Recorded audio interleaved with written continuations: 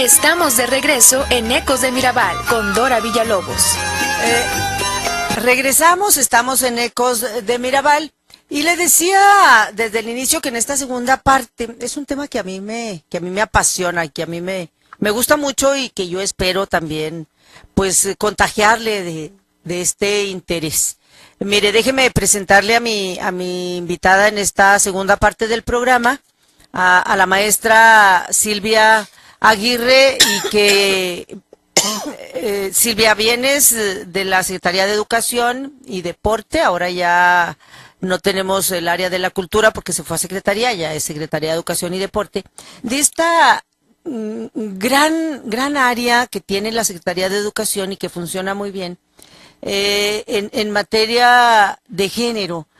Yo creo que en educación, la Secretaría de Educación es una de las que ha entendido, me parece, que tienen que trabajar al interior de la Secretaría de la manera institucional para avanzar en la igualdad de género ahí adentro, al interior. Y tú tienes mucho que ver con esto, con esta chamba que se está haciendo. Bienvenida. Gracias, Dora. Gracias al auditorio que está en este grupo radiofónico que escucha este programa tan interesante. Bueno, Dora, desde 2013 en octubre se instala la Unidad para la Igualdad de Género en la Secretaría de Educación, en aquel entonces Cultura y Deporte, ahora Educación y Deporte. Fuimos la primera unidad que respondió al llamado de la Secretaría de Educación Pública para que instalara estos mecanismos de acompañamiento, de seguimiento y de evaluación de la institucionalización a través de la transversalización de la perspectiva de género en lo normativo, en lo administrativo y en lo operativo también. Somos hoy, en 2017, el día 7 de marzo, hace un poquito más de una semana, que somos la primer secretaría que también atendiendo el acuerdo 022 de Gobierno del Estado de 2015, marzo de 2015, mandata a las secretarías, a los sectores, a no solo instalar sus unidades, sino hacer lo propio también con los organismos descentralizados. Y en este 7 de marzo se tomó protesta a 22 organismos descentralizados y el Fideicomiso Casa Chihuahua, que son los que coordina la Secretaría de Educación y Deporte. Hemos sido, pues, como sector pioneros en abrir brecha en torno a la institucionalización de la perspectiva de género, lo cual no significa que ser pioneros, pues, tengamos resueltas las estrategias o tengamos los resultados que quisiéramos tener, sino que tenemos claridad en el proceso y en el enfoque que amerita la instalación de esta política en el sector. Justo en este marco de la conmemoración del Día Internacional de la Mujer, donde le toman protesta a las unidades de estos organismos descentralizados de educación, tú presentas una conferencia, expones una conferencia sobre las brechas de desigualdad en materia de género en educación, que es justo de lo que hablas. Se ha avanzado mucho, ya están las unidades.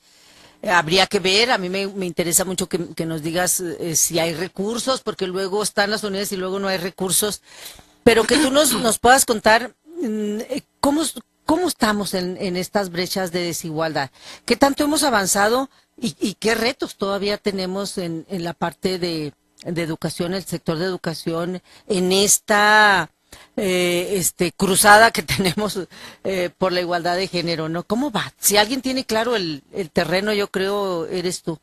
Sí, bueno, en educación pensamos que el hecho de que mujeres y hombres estemos en la escuela, ya tenemos la igualdad garantizada. Y a mí me gusta recordar que las escuelas se abrieron, que fueron la primera institución que el Estado instaló en donde claramente hubo una segregación de sexo. Se abrieron para los hombres. Sí. Las mujeres tuvimos, y siempre digo tuvimos porque aunque corporalmente no hayamos estado en estas épocas, lo cierto es que como género somos partícipes de ello y corresponsables hoy en día, ¿no? Y entonces las chicas entran a un currículum masculinizado. De ahí a la fecha, 150, 160 años después, lo que tenemos es brechas mínimas en cobertura. Por ejemplo, el nivel de escolaridad en Chihuahua tiene una brecha de 0.03. O sea, hombres y mujeres tenemos más o menos el mismo nivel, no hay ahí mayor significado. Sin embargo, cuando vamos focalizando el análisis, encontramos que la matrícula en educación superior de mujeres y de hombres, también aquí en Chihuahua, y estas son cifras del INEGI, ya nos presenta una brecha de 2.3, en donde tenemos menos mujeres ya en educación superior. Y todavía, si dirigimos la lente hacia qué tipo de profesiones eligen las jóvenes y los jóvenes, tenemos que, aunque hoy las ingenierías no están etiquetadas solo para los hombres, ni la medicina, ni educación solo para mujeres o las ciencias de la salud, sí tenemos la tendencia de feminizar o masculinizar algunas profesiones. La mayoría de las ingenierías, en ingeniería la mayoría del alumnado es hombre, ¿no? En educación y en servicios la mayoría mujeres. Esto no debiera de ser tampoco un problema, porque la diferencia cultural y la diferencia biológica no es el problema. El problema es cuando esta genera desigualdad. Y estas carreras asociadas a servicios y con lo femenino, en tanto son vistas como una extensión de lo que naturalmente nos corresponde desempeñar a las mujeres, se han proletarizado. Estos son términos que se usan en investigación, se han proletarizado, los salarios son menores, las condiciones de trabajo son menos atendidas incluso porque son, por así decirlo, extensión de la maternidad.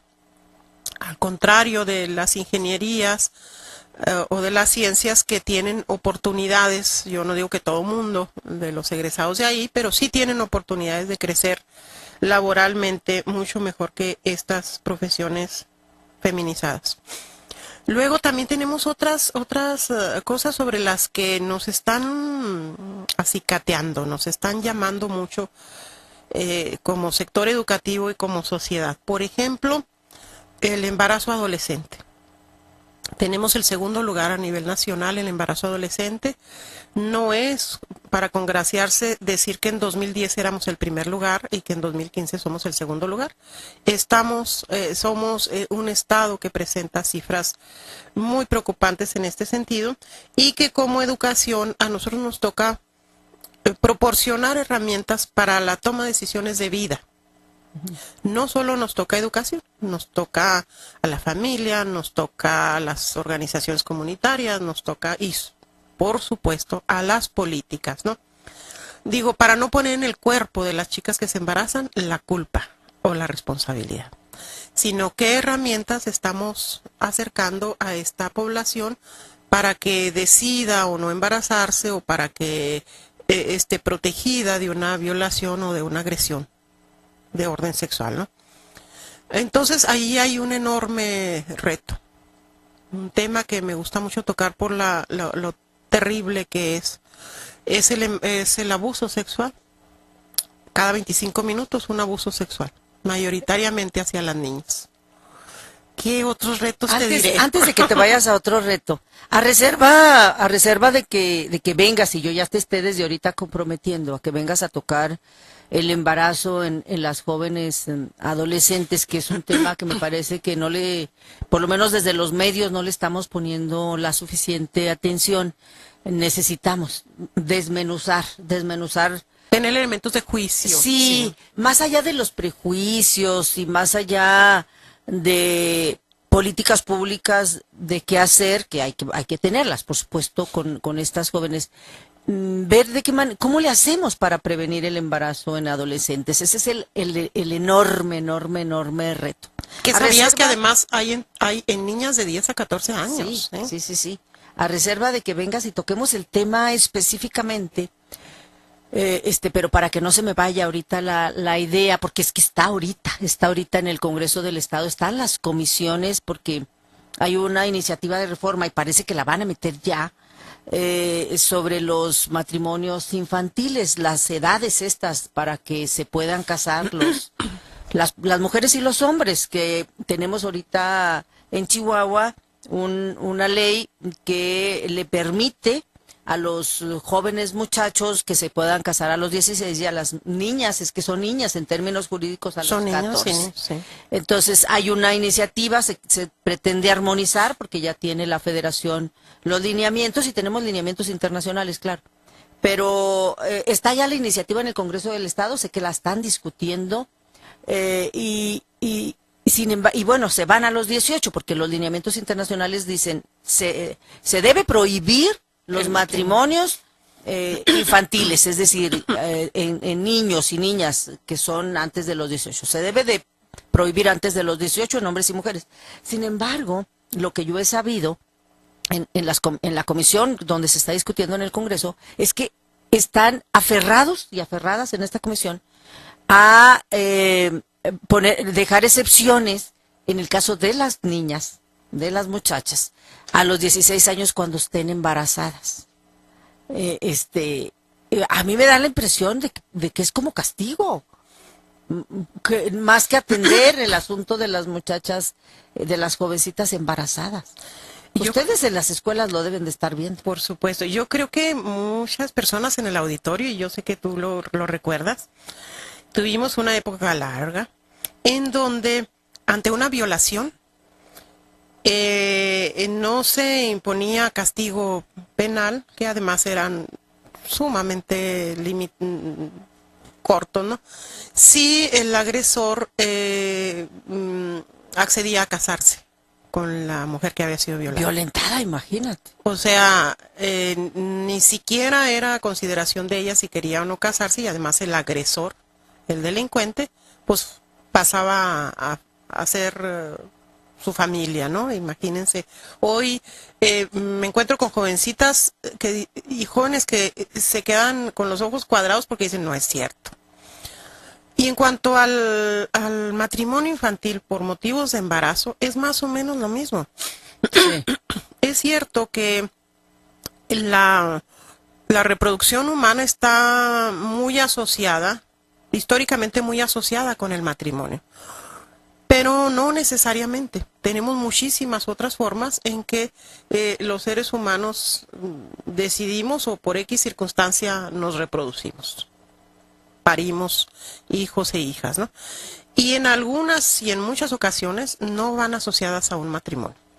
Y tener un matrimonio, que yo soy partidaria de esta figura, aunque está tan a discusión, pero yo todavía creo que vale la pena que lo intenten, ¿no?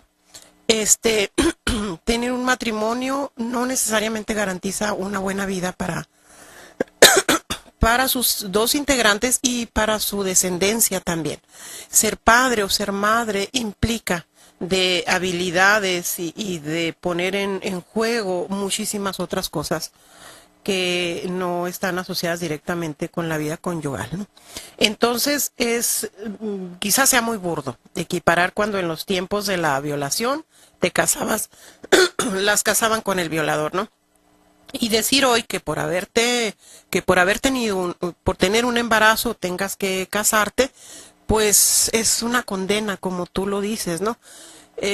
Resolver el cuidado de los pequeños, de la descendencia, debe pasar por una serie de responsabilidades que tienen que ver con la formación para la maternidad y la paternidad. Y esta la podemos hacer desde el divorcio, desde la viudez, desde el matrimonio, desde uniones no Libres, firmadas, claro. uniones libres, ¿verdad?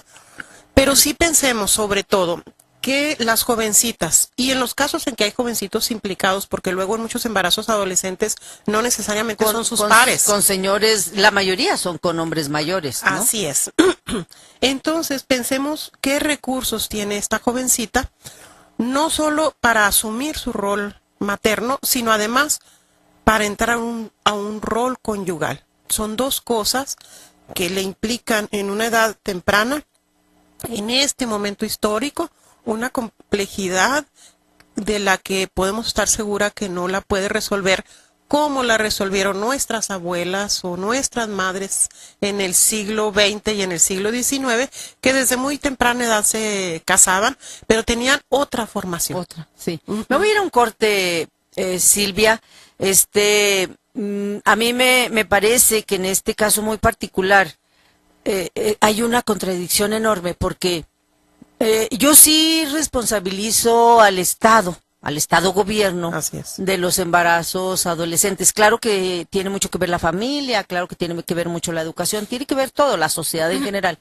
Pero si el Estado no tiene políticas públicas adecuadas, suficientes para prevenir el embarazo en adolescentes, me parece que se debe de hacer cargo de las jóvenes embarazadas, con políticas públicas que que les garantice su desarrollo aunque estén embarazadas, es decir, que no se vea limitado su desarrollo particularmente educativo porque se embaracen. Y entonces, hacer una ley que les permita casarse, que a mi juicio es casi obligadas a casarse, que las obliga, aunque no es en ese sentido, pero más o menos así se encamina, pues me parece que el Estado se zafa, como que decir, bueno, pues hay que te mantenga el fulano con el que te embarazaste y yo me zafo, cuando es casi seguro que es muy probable que no le vaya bien y que entonces el Estado se libra de tener que tener políticas públicas muy específicas para las jovencitas embarazadas, que me parece más fácil que las pueda tener si no se casan que si se casan. Nos vamos a corte y volvemos. Usted escucha Ecos de Mirabal. En un momento regresamos. Estamos de regreso en Ecos de Mirabal con Dora Villalobos. Regresamos, estamos en Ecos de Mirabal. En este último segmento del programa estoy platicando con Silvia Aguirre. Ella es la encargada de esta unidad de igualdad de género en la Secretaría de Educación y Deporte. Y bueno, pues nos quedan muy poquitos minutos, Silvia. ¿Con qué recursos funciona esta unidad? Porque luego, pues hay muy bonitas ideas y muy grandes ideas, pero si no hay dinero y no hay recursos, pues nomás no funciona, ¿no? Bueno, pues tenías que ser periodista, ¿no? Ok, bueno, nomás brevemente sobre el tema anterior del embarazo, creo que hablaríamos de un andamiaje que el Estado y sus diferentes instancias, por supuesto, hasta las de las aulas, le permitan al alumnado tener elementos con que decidir.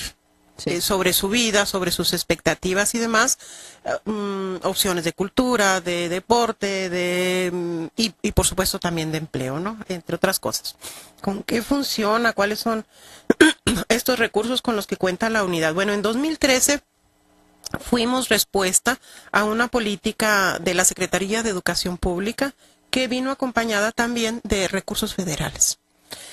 Esto nos permitió desarrollar un programa 2013, 2014, 2015, muy acompañado de recursos.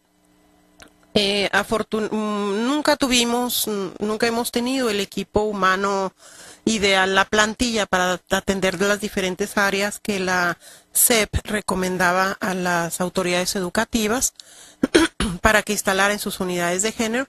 Sin embargo, sí llegamos a tener 7 personas, 5 contándome por supuesto a mí del orden técnico pedagógico y 2 apoyos secretariales que después quedó en 1, que después quedaron en 6, que después quedaron y ahorita somos 3. ¿De 7 3? Tenemos 3 mosqueteras. De veras. A punto de convertirnos en 2. Tenemos una disposición para que una de las compañeras, y voy a decir su nombre porque es una persona muy conocida y experta en el tema, María Esther Calderón Holguín, digo, en embarazo adolescente tienes que pensar en ella, en ese tema si quieres, ¿no? Si quieres tener una experta, y nos están solicitando de su área de preescolar que se integre a sus grupos, a su labor frente a grupo. No tiene nada de malo integrarse a labor frente a grupo, siempre y cuando la Secretaría tenga previsto cómo va a cubrir estos espacios. Y pues en eso estamos, Dora. En eso estamos. No me asustes, me asusto. Acabamos de instalar 22 unidades de género y una unidad del Fideicomiso Casa Chihuahua. todas las universidades tecnológicas, todos los subsistemas de educación media superior, servicios educativos del estado de Chihuahua, ISHEA, etcétera. Y tenemos el enorme reto de acompañar a estas unidades, pero además no ¿qué les diré? No a idea propia solamente, que eso de iniciativa lo tenemos que dar, pero tenemos un marco normativo, reglamentos que mandatan el funcionamiento de las unidades de género en los sectores aquí en Chihuahua. En noviembre se publica el reglamento para la ley de igualdad entre mujeres y hombres en el estado de Chihuahua y tiene todo un capítulo, todo un apartado, el 4, que se refiere a las unidades de género.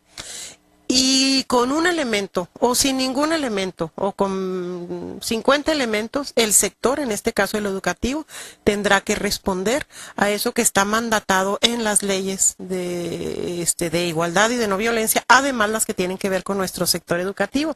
Entonces yo quiero decirte ahorita que no sé cómo vamos a sacar nuestro compromiso. De 7, ahorita somos 3 y el viernes quedaríamos 2. Estoy asustada. No, pues yo estoy empanicada, empanicada, sí, preocupada, asustada, todo lo hada que implica. Estoy preocupada y paso a la indignación. Paso a la indignación porque, a ver, yo quiero entender de qué se trata esto y yo sí quiero hacer como un posicionamiento.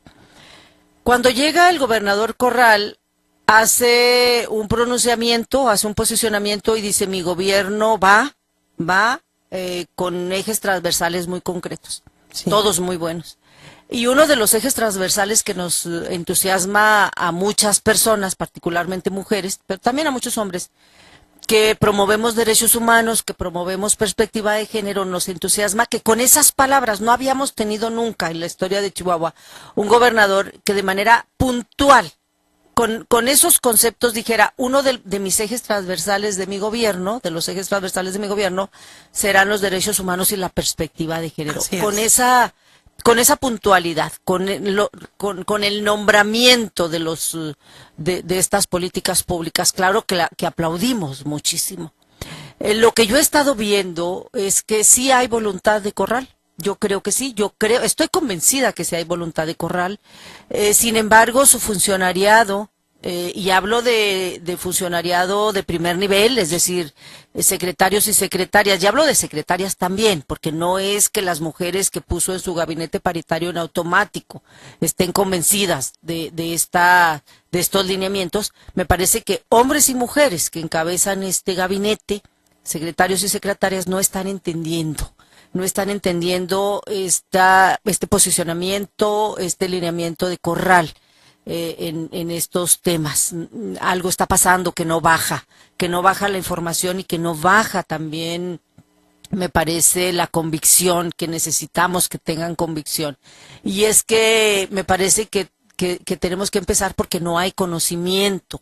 Hay mucho desconocimiento de estos temas, pero ese con la pena no es pretexto, no es argumento que los señores secretarios y secretarias no le sepan al tema. Me parece que están obligados y obligadas a entenderle, que se pongan a estudiar, que investiguen. Si escuchan a su gobernador hablar de estos temas, lo mínimo que deben de hacer es ir a buscar asesoría, a buscar documentarse, etcétera, para cumplir lo que el gobernador está diciendo, y yo no lo veo.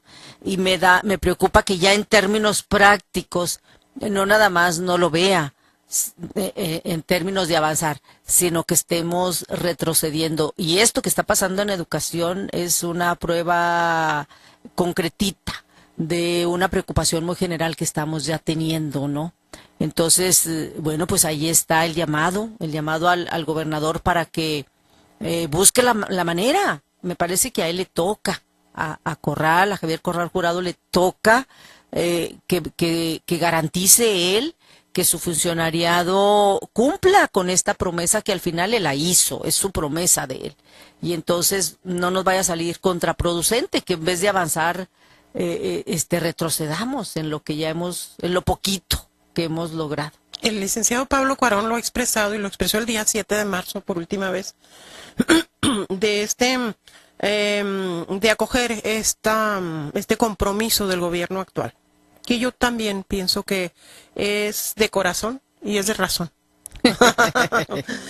Sin embargo, el sistema educativo, no conozco otros, pero el sector educativo es muy complejo, el más grande de todos los sectores, y el entramado del organigrama a veces va entorpeciendo algunas cosas. Yo estoy esperando que el licenciado Cuarón responda la petición que ya tuve que hacérselo a él, ¿verdad? Porque ya es hasta estas alturas donde tenemos que dirigirnos, y soy una convencida que le buscará los medios para que esto siga funcionando. Ojalá que cumpla con la expectativa, ¿no? El secretario de Educación, que cumpla con la expectativa que tenemos de la Secretaría de Educación en el tema de igualdad de género. Muchísimas gracias, muchas gracias a Silvia que vino. Tenemos muchos temas en educación, muchos temas, tendremos que irlos desmenuzando poco a poquito. Este tema del embarazo en adolescentes lo tenemos que abordar rapidito. Yo le prometo que busco la manera de que venga gente experta a tocar el tema. Muchas gracias al personal técnico, Pamela, Paulina, muchas gracias, Juan, apoya aquí en el área técnica de los controles. A Viviana en la producción, que aunque no viene, nos echa la mano ahí en el área técnica de los controles. A Viviana en la producción, que aunque no viene, nos echa la mano ahí en el Face. Y a usted que nos sigue, muchísimas gracias. Hasta la próxima. GRD Multimedia presentó Ecos de Mirabal, un programa de derecho humanista con visión de género, comprometido con las causas de la sociedad civil organizada, conducido por Dora Villalobos Mendoza.